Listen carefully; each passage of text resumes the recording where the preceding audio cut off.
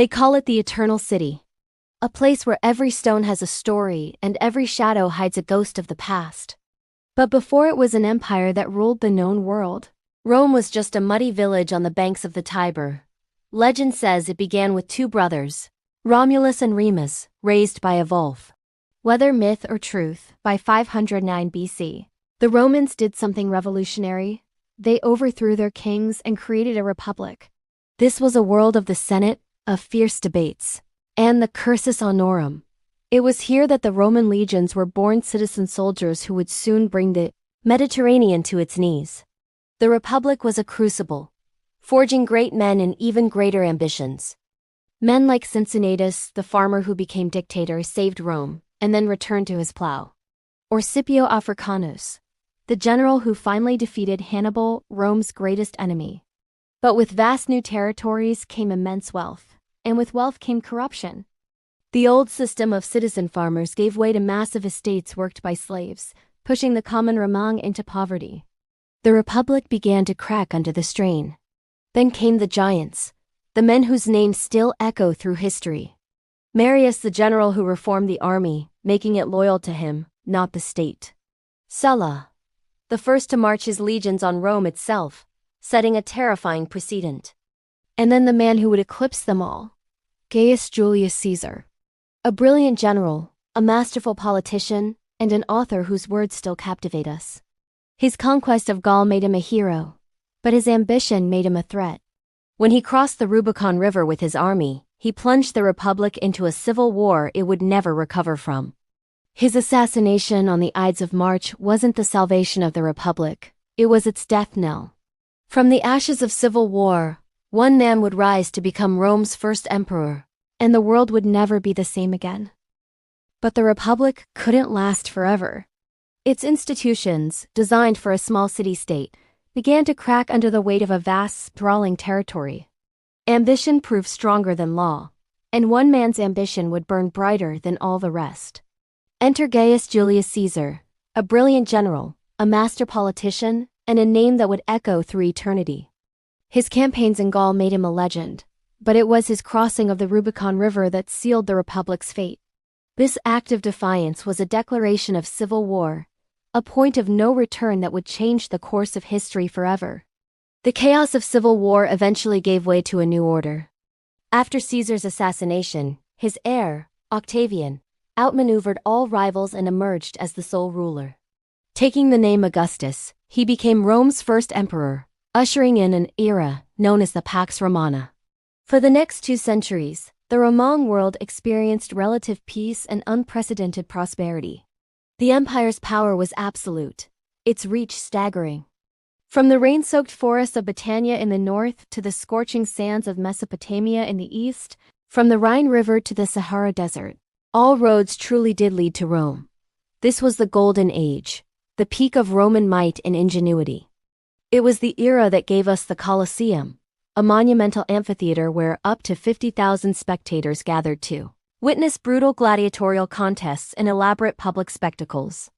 It was the age of the Pantheon, a temple to all the gods, crowned with a magnificent concrete dome that remains the largest unreinforced concrete dome in the world, a marvel that still baffles engineers today.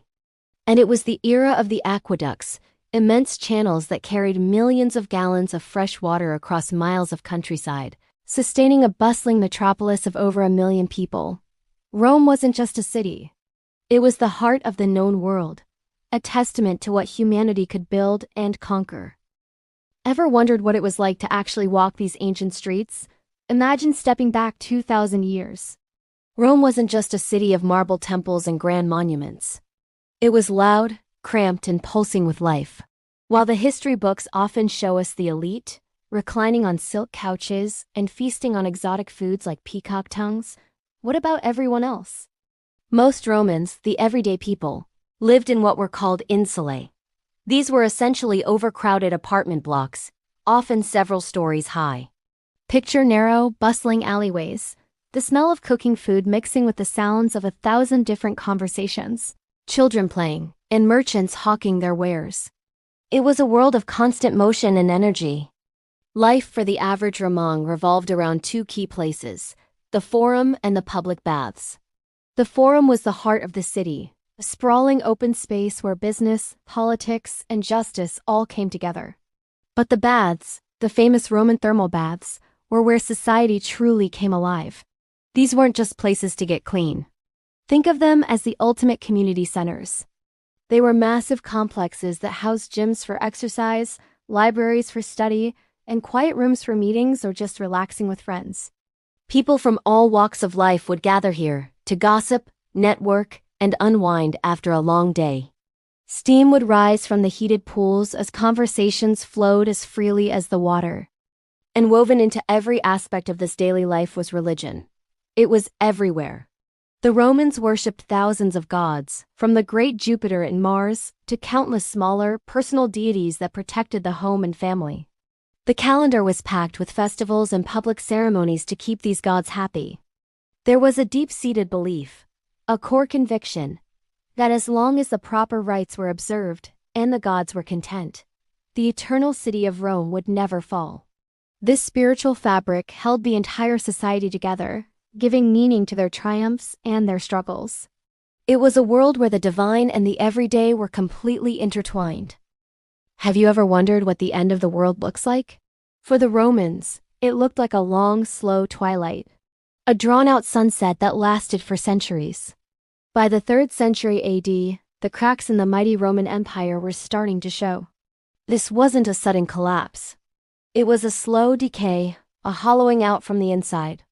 Imagine an empire so vast it stretched from Britain to the deserts of Syria, suddenly finding itself plagued by problems from every direction. The political system was in chaos, with emperors rising and falling so quickly that some lasted only a few months. This constant civil war wasn't just a power struggle. It was a meat grinder that consumed the empire's best soldiers and drained its treasury. While the generals fought each other, the borders were left vulnerable. Barbarian tribes, who had once been kept at bay, began to press inward, sensing weakness. To make matters worse, devastating plagues swept through the population, decimating cities and crippling the economy. The fields were left untended, trade routes became unsafe, and the vibrant, bustling cities of the empire began to shrink. It was a perfect storm of corruption, disease, and conflict. The foundations of the world's greatest empire were crumbling, stone by stone. No sunsets forever. By the 3rd century, the empire began to crack. Corruption, plague, and constant civil war weakened the borders. For centuries, Rome was more than a city. It was the center of the known world, the heart of an empire that seemed invincible. But by 476 AD, the unthinkable happened. The city that had stood for over 1,000 years, a symbol of eternal power, was sacked by Germanic tribes. This wasn't the first time Rome had been attacked, but this time was different. The Western Roman emperor was deposed, and no successor was named. Just like that, the Western Roman Empire, the political entity that had dominated Europe for centuries, simply ceased to exist. It vanished from the map. The ancient world was plunged into what many call the Dark Ages. The great roads fell into disrepair, monumental buildings crumbled into ruins, and the unified world of Rome fractured into 1,000 pieces. But did Rome truly fall? The empire as a government was gone.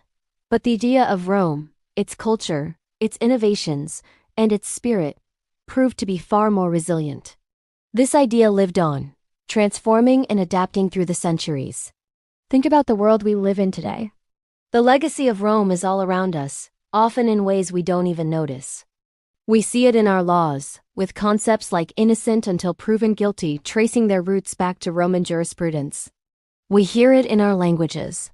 French, Spanish, Italian, and Portuguese are all direct descendants of Latin, the language of the Romans. And English? It's filled with thousands of words derived from Latin. We see Rome's ghost in our architecture, from the arches and domes in government buildings to the layout of our modern cities. The very concept of a republic, a government of the people, was a Roman invention that inspired the founding fathers of nations across the globe. We live in a world built on Roman ruins, both literally and figuratively. The empire fell, but its echo reverberates through time. The eternal city remains, not just as a place of stone and marble in Italy, but as a foundational pillar of our own civilization. Thanks for watching. If you enjoyed this journey into the past, don't forget to like and subscribe for more stories from history.